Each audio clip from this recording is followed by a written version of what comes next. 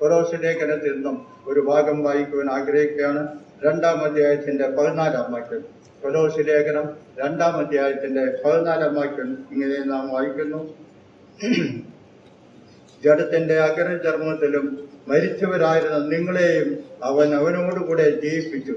അതിക്രമങ്ങളൊക്കെയും നമ്മോട് ക്ഷമിച്ചു. ചട്ടങ്ങളാൽ നമുക്ക് വിരോധവും പ്രതികൂലമായിരുന്ന കൈയെഴുത്ത് മായ്ച്ച് ക്രൂശിൽ തറച്ചു നടുവിൽ നിന്ന് നീക്കിക്കളഞ്ഞു. വാഴ്ചകളെയും അധികാരങ്ങളെയും ആയുധവർഗം വെപ്പിച്ചു. ക്രൂശിൽ അവരുടെ മേൽ ജയോത്സവം കൊണ്ടാടി അവരെ പരസ്യമായ കാഴ്ചയാക്കി തീർത്തു. ദൈവനാമത്തിന്റെ മഹത്വം ഉണ്ടാകുമാറാകട്ടെ. നമുക്ക് ലഭിച്ച വലിയ പദവി ഓർത്ത് നമുക്ക് ദൈവത്തെ സ്തുതിക്കാം.